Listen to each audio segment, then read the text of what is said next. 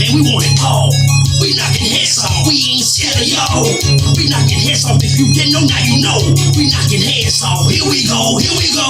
Wild cats, you didn't know we breaking backs. Bad that you don't like how you did, go stack. Son, so now it's on. LC boss, son, y'all some boo. Man, knocking heads off, what we do? Richwood High School, you fresh out of luck. Nah, I know for sure, y'all know what's up. Oh, no, somebody said, West Washington, they garbage. I'm telling you, man, we go demolish. Yes, man, we got too much hustle. Yeah, we're bulldogs, a demon, full of bustlers. We knocking heads off, we do this for fun. What's up with that team they call BT Washington? I don't know, but you know we do what we do. I told the rapper, we in the theater, I knew you. I'm telling you, I got a piece of mouth for a mentor.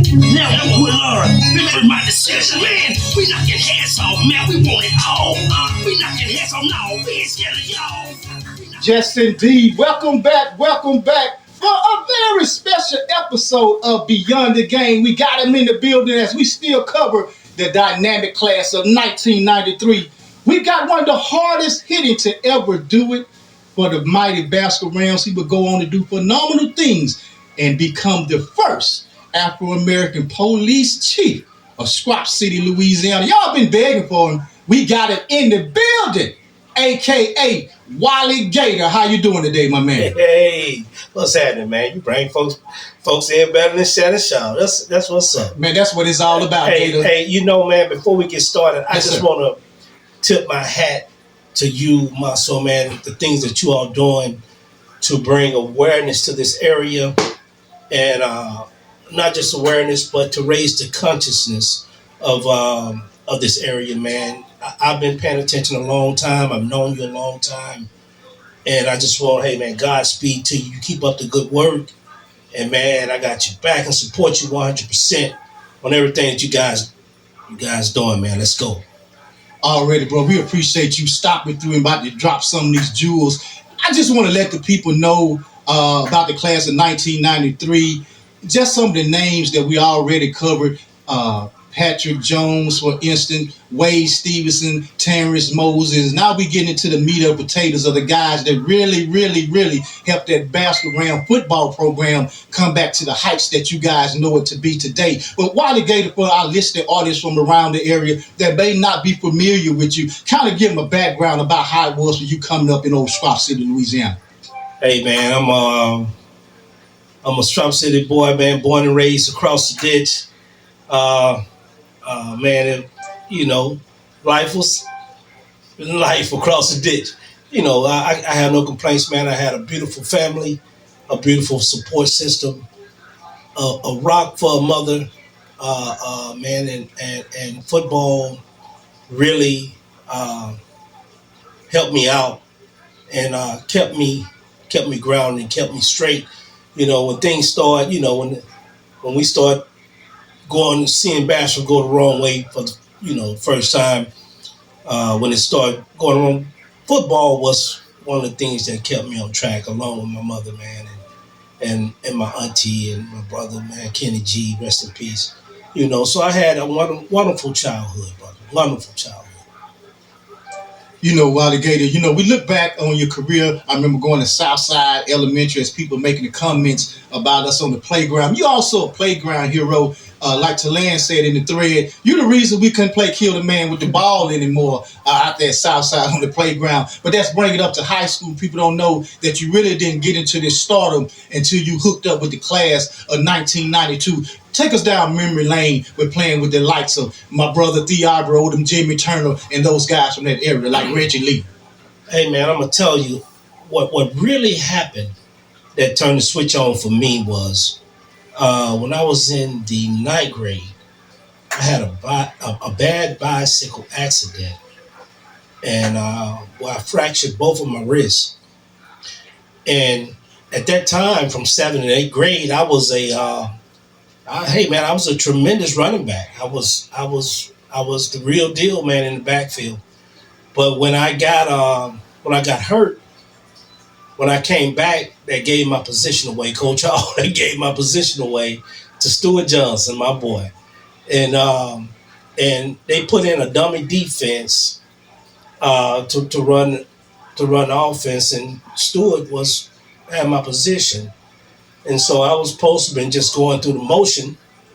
But when Stewart came through with the ball, I disconnected his neck from his chest because he had my position, and that started my defensive career, man.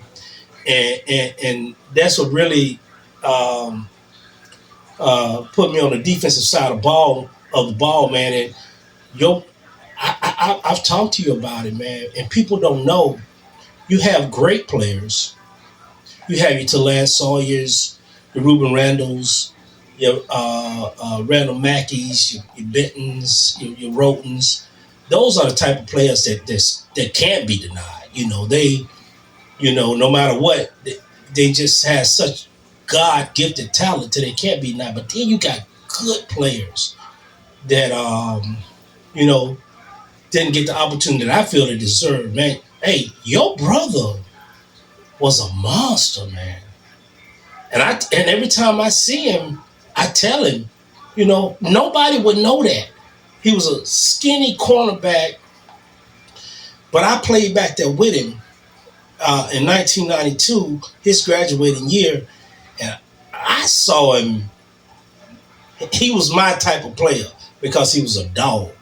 And man, if that man catch you slipping on a punt return, a kickoff return, if he catch you slipping, he gonna knock your head off. And man, we had tremendous players, man. Some of the ones that just don't, that Jason Fitchman was a monster. And I'm gonna tell you, man, Matt Knight was one of the most hardest, doggish players, that I've seen, man. My boy Cowboy, we played side by side, week strong. Cowboy he was just a good player, man. Much heart. But we can go on for days, man, about all the great talent that came through. Lot of talent, man. Well, Right. That's why we got you here, Gator. We wanted to hear from one of the best to ever really do it, to start that spark in the 90s, and just listening to you when we talked earlier, you were that type of player that you spoke about that during your era you really weren't respected because you was an all out one motion full speed and you was very animated. How do you think that hindered your career, and when you look back on it at your 18-year-old self? Man, I know it hindered. I know it hindered. Because I didn't know my own speed, man.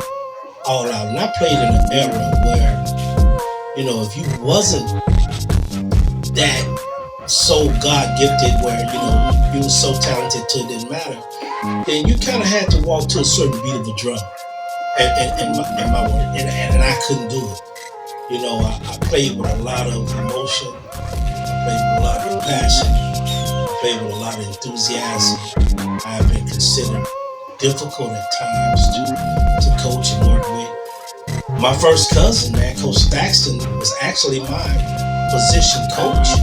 And man, there was family arguments about, coaching me,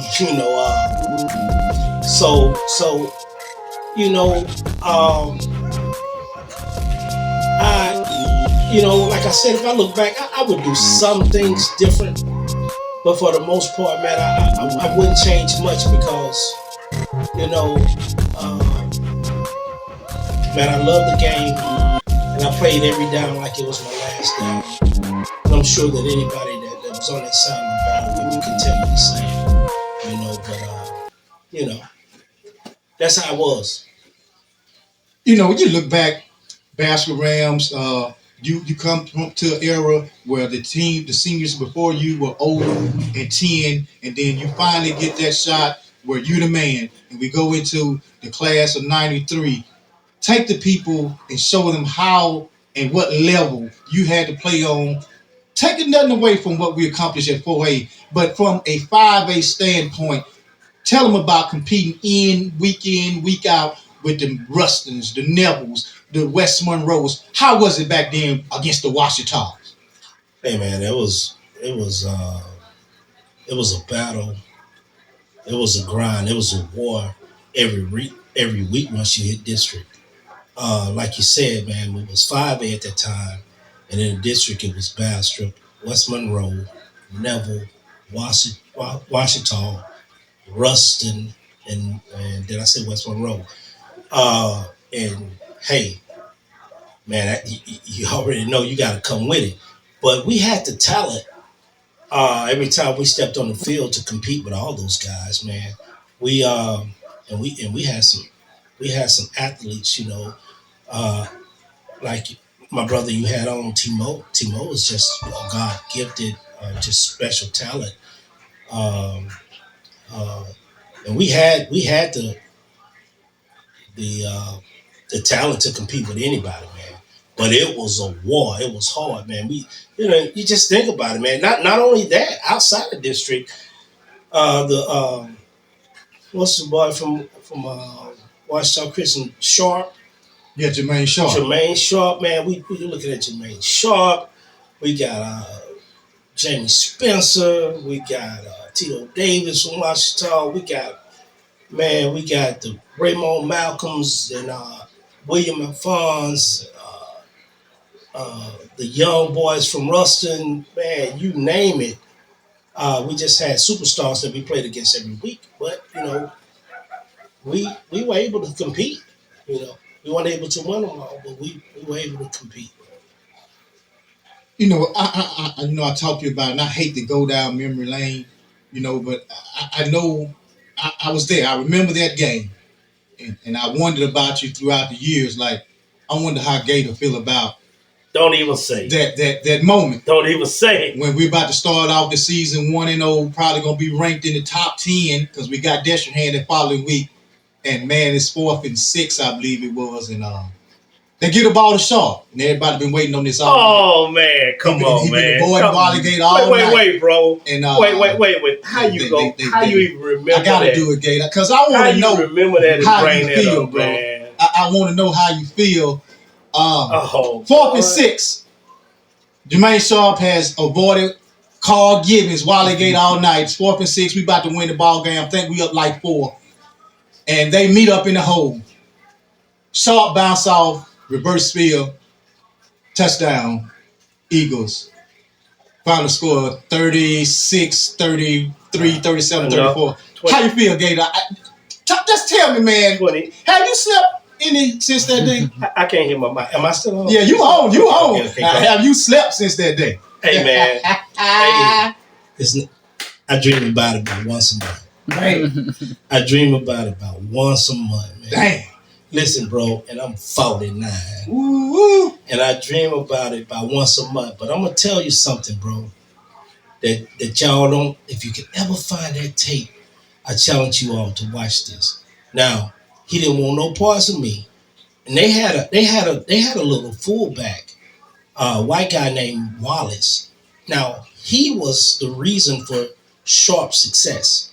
He was hard-nosed, gritty, grimy dog. When he come off the line blocking for him, he did his thing.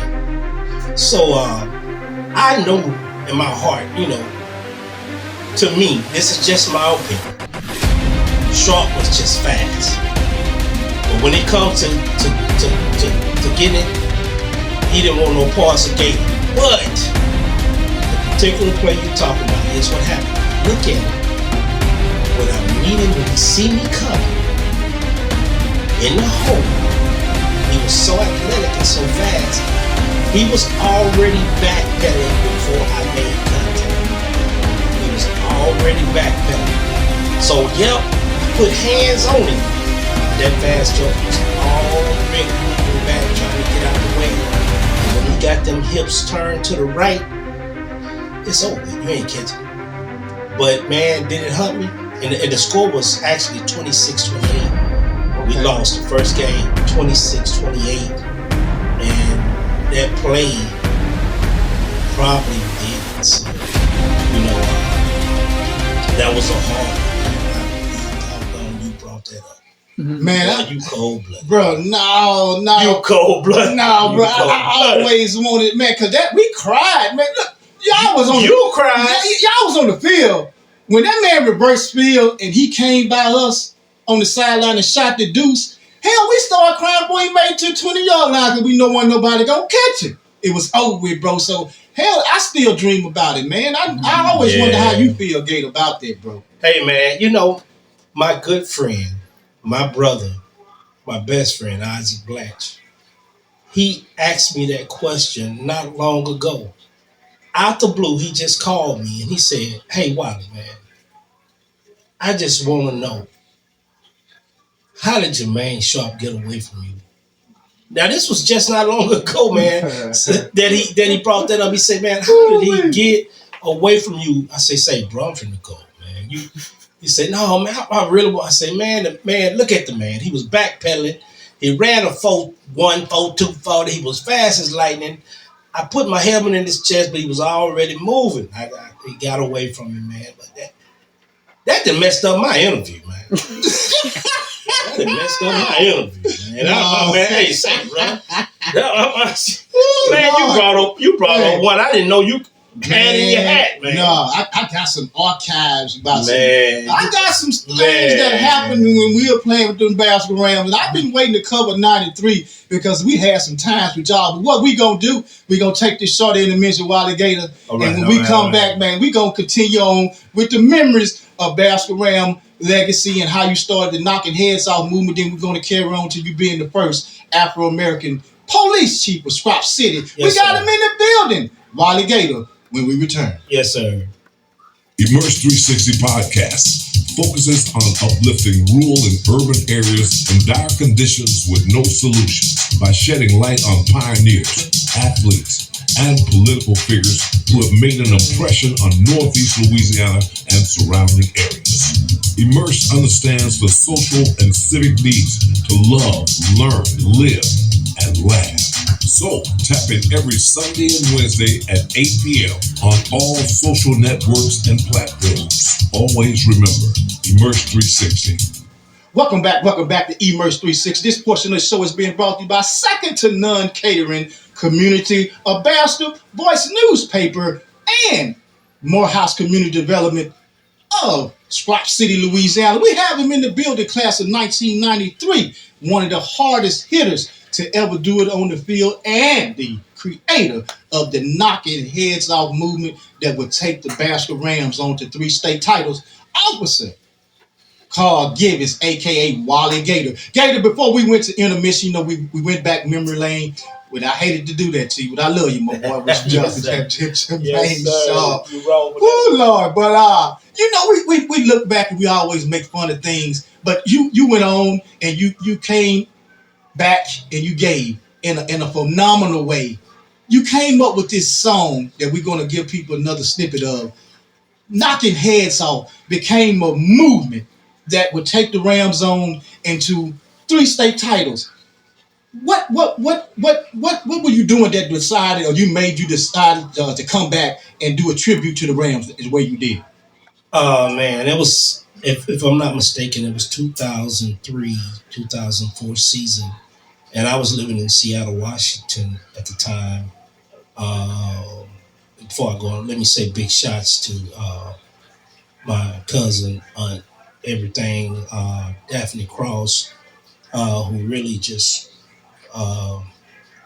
helped me and just did everything for me that she could possibly do for me to be successful in the Seattle area. But I had flew down to catch one of the games. And before I went back, I had an idea just to do a song, just because they were doing so well. I wanted them to have their own theme song that they can want to come out to, listen to when they working out, man, because there's nothing that gives you, the enthusiasm like hearing your own name and having your own song. I knew that would be something that would just, get the team up, get them riled up, ready to play. And it's called Knocking Heads Off. So, I came and I was about to fly out, and I didn't have much time, so I went down at the time to Mac. I think it was Mac Music. I'm saying Mac Music in Morehouse Shopping Center, man. I brought the beat that was made by Michelangelo and put it in and told him, hey, I don't have much time to be running. And I read it, and it started with knocking heads off. Wild cats, mad at you, don't like how you did that. That's my cousin. I didn't like how they just did it, because he should have had this starting position as the head coach job. Then I go all the way down the schedule, and I call out some key players, and then I turn the CD over to this cat and say, hey, this is what the team. Now I fly back to Seattle, and I'm living my life. About 2-3 months later, I get a call from my cousin at the game. I say, hey cousin, you need to come back, and man, you need to come. It's going crazy. I said, what you talking about? He said, see man, they got knocking heads off shirts and wrong. They got knocking heads off shirts off in Walgreens.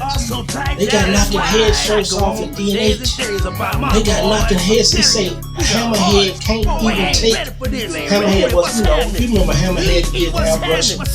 Right. They say, man, they can't even take no more artists because they're doing nothing but knocking heads off sweaters and sweatshirts and hoodies and t-shirts. Man, he say we got knocking heads, bumper stickers, knocking heads, coffee mugs. I'm like, what?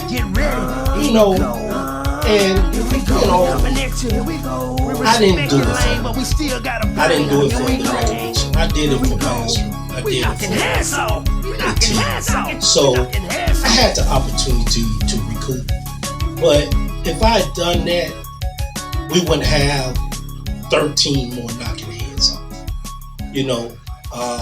Because the boys kept it going. They kept the dream alive, and the theme of knocking heads off still lives on in Bastrop. Man, it got so popular too. When they were doing all the Skittle cars, Sneakers cars, when they was doing all the design cars and stuff. I remember coming back one day, one time, man, visiting home, and I saw a knocking heads off car. I was like, man, this thing is really big. So, right. I'm gonna just say, everybody got paid but me and Michelangelo. But it wasn't about the money, man. It was about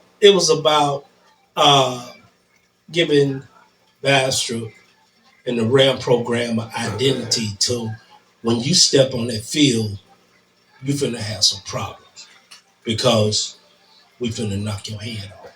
So when people are warming up in the stadium and they song come on and it came on and we talking about running through everybody in district, hey, don't think that didn't play a part. They played a sight job on teams, man. And everybody was behind it. And it was big. It turned out bigger than I could ever dream, man. And I just thank God for it, Right. I didn't realize until we spoke, I remember the t-shirts and things of that nature, but I didn't realize how big it was until we talked earlier, the magnitude and how well it took off.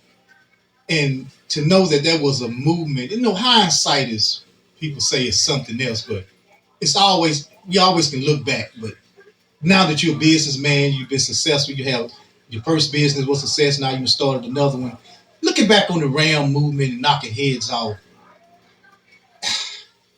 have any lawyers talk to you about going back and trying to recoup that money? Because that's still available. That's a movement that I was listening to that in Texas, man. Yeah, man. I actually, to be honest with you, man, I never talked with lawyers. Lawyers reached out to me about recouping, about how all these stores are forced to maintain records of sales. And, I po man copyrighted, but I didn't do any official copywriting of knocking heads off. And you know what the poor man copyright is. You package your first CD and you mail it to yourself. So I had the means to certify that I was the one who created and started it. and lawyers reached out to recoup. Um, but I didn't take any offers on that, man, because it really wasn't about the money to me, and it really was about Strop, bro.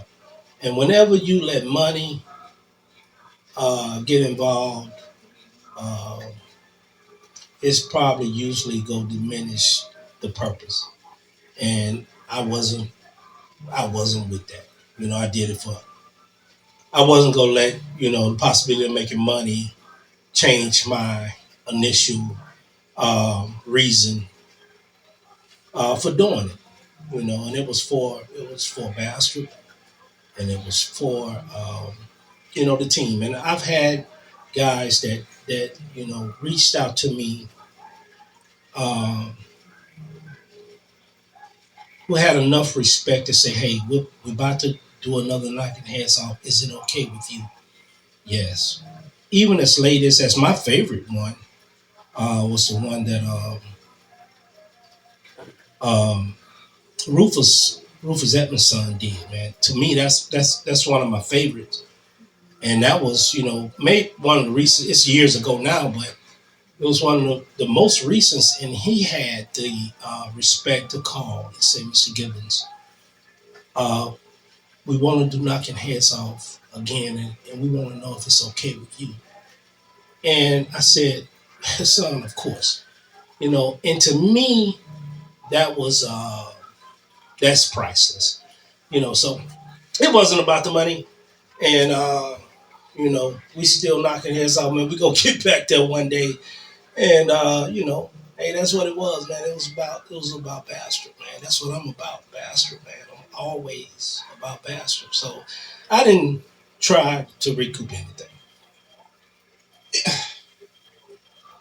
Man, I'm lost for words because it sounds like to me the kids had more decency to acknowledge the foundation you laid than the marketers and the distributors and the businesses. They seen an opportunity, which America based up on being opportunists, but being homegrown, and we're gonna get into that.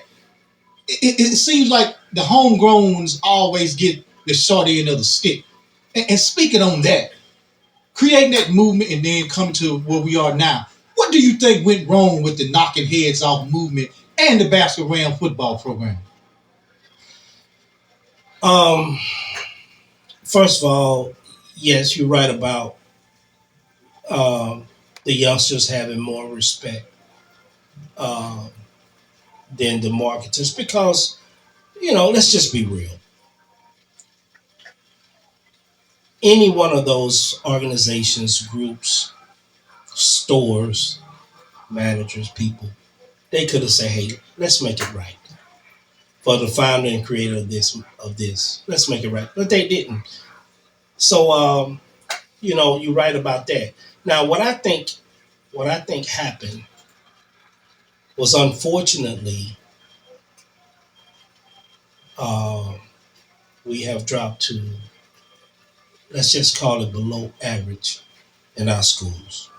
And once you get to a certain grade level, um, you're able to move out of this district without having to have, districts are, you go to the school according to your where you live. But if you're a school that's failing, you're able to go wherever you want to. And honestly, that's just what happened. If you would just take a look at all the success from around the area, all those are basketball. Sterlington, basketballs. Union, basketballs. Neville, basketballs. West Monroe, basketballs. Man, Bastrop has played a key opponent in all these teams that's putting home state titles success. It's because, you know, we're failing. And our kids has the opportunity and the parents, you know, I can't blame them. If it was mine, hey, my son, he ain't got no choice. I don't care what we feeling. He gonna go to Bastrop. But you can't blame the parents for wanting better for the children, and they pull them out, and they become instrumental players in other programs. No, before we get into you being the mayor, I mean not the mayor, the first police chief, you sounding like the mayor with your ideas and concepts, to talking to you. That may, hey, I'm gonna speak that into existence. How about that? Real talk. But we gonna get into about being the police chief. But one last thing about the Basket Rams. Coming from you, you kept up with it. You played, and your heart is there. What it's gonna take to get this community back rallying around our program, whether we 0-10 or 10-0. Now, when you ask that, are you talking about strictly the police? Are you talking about just a football program, or are you talking about basketball as a whole? Basketball as a whole, because we still stuck in 04, 08. We still stuck in that time period trying to re-grab. And people understand it's just about moving forward and time changes. How can we just get the community, period, rallied back around our programs at Bastrop High School? Okay. I'm going to give you my opinion. And I need you, as well as the listeners, to open up their mind a little bit and listen to me on this particular subject. I've been in law enforcement since the 90s. I've seen the decline in our community and where we're at now. I can't say that is one thing that it's going to take for Bastrop to get back to where we were. I want you to think about it like this, Brother Odom. We need a military force. And I'm going to break that down and what I mean by that. We need a military force. Like the military has the Army, Navy, Marines, and the Air Force. When it's time to go to war, they all play their part. The Navy takes care of by sea, Air Force take care of by air, Army and Marines take care of by special forces on the ground. They all play their part, right? Now, to get Bastrop back, you cannot just talk about one thing. It's going to take a military